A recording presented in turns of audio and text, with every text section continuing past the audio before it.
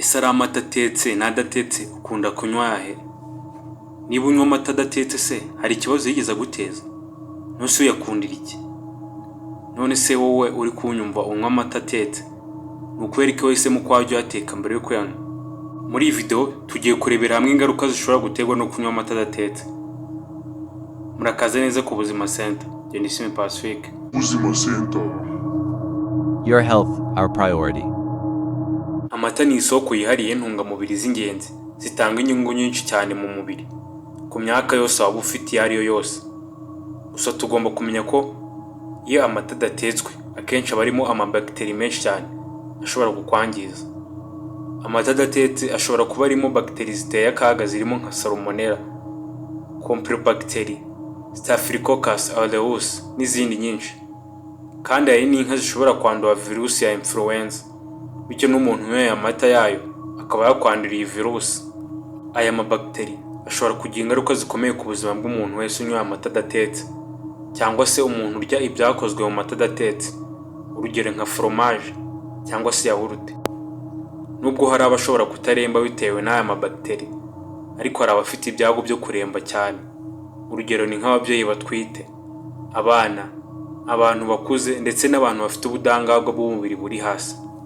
Akenshi izo bagiteri zishobora gutera kuruka, kudiyara rimwe na rimwe harimo n'amaraso, kubabara mu nda, kugira umuriro, kuribwa umutwe no kubabara mu mubiri wose. Abantu bamwe na bamwe banywa aya mata adatetse barwara indwara zikomeye cyane kandi zishobora gushira ubuzima bwabo mu kaga. Urugero ni nk'indwara ya Guillain-Barré ishobora gutuma umuntu aba pararize, ndetse n'indwara y'amaraso ishobora gutuma impyiko zangirika, kurwara indwara y'umutima ndetse nyuma bishobora no kubyara n'urupfu. Niba urwaye nyuma yo kunywa amata adatetse, ihutire kwa muganga usobanure ko wanyoye amata adatetse, cyane cyane ku mubyeyi utwite. Hari abo uzasanga bavuga ko guteka amata byangiza intungamubiri ziri mu mata. Gusa ibyo ni ikinyoma, kuko ubushakashatsi bwagaragaje ko ubwo bushyuhe bwica izo bagiteri butagira icyo bwangiza ku ntungamubiri ziri mu mata. Gukoresha uburyo bwa pasteurization, twe twakwita nko gucanira amata, byatangijwe mu rwego rwo guhangana n'icyorezo cy'igituntu cy'inka muri Leta Zunze Ubumwe za Amerika ndetse n'i Burayi. Ibi byakozwe mu ntangiriro z'umwaka w'1900, bivumbuwe n'umushakashatsi witwa Louis Pasteur. Icyo gihe abantu bagera ku 35 bapfuye mu gihe cy'imyaka 25 bitewe no kunywa amata adatetse. Iyi ndwara y'igituntu yavaga mu nka ikajya mu bantu ku buryo bworoshye, kandi na n'ubu biracyari ikibazo mu bice bimwe na bimwe by'isi, aho abantu bakunze kunywa amata adatetse. Ariko bamwe mu mpuguke ku bijyanye n'amata muri iki gihe bavuga ko iyo ndwara itakiri ikibazo, bityo gukoresha methode ya pasteurization bitakiri ngombwa. Byongeyeho kandi bavuga ko gucanira amata bigabanya intungamubiri ziri mu mata. Gusa ibyo byaje kuvuguruzwa n'ubushakashatsi bwinshi bwakozwe bwemeza ko nta ntungamubiri zigabanyuka mu mata. Nubwo bigenda byamamara ngo kunywa amata adatetse bifite inyungu nyinshi, nta nyungu zemewe na siyanse zo kunywa amata adatetse. Ikigo cy'ibiryo n'ibinyobwa FDA cyo gisaba abantu bose kunywa amata atetse, ariko hari ubushakashatsi bwinshi bushyigikira inyungu z'ubuzima bw'amata adatetse muri rusange. Hari abagaragaza ko kunywa amata adatetse bigabanya ibyago byo kurwara asthma, indwara zo mu matwi ndetse n'indwara zifata imyanya y'ubuhumekero. Hari n'ubundi bushakashatsi bwemeza ko amata adatetse aba akungahaye ku mavitamini menshi cyane, bityo ko kuyateka bigabanya izo vitamini harimo nka vitamini C, vitamini E ndetse na vitamini B12. Gusa igitangaje ni uko guteka amata ngo nabyo byongera kontite ya vitamini A.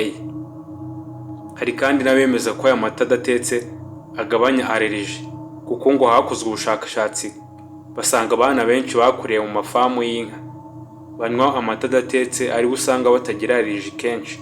Gusa ubwo bushakashatsi ntabwo ba scientifique babwemeje.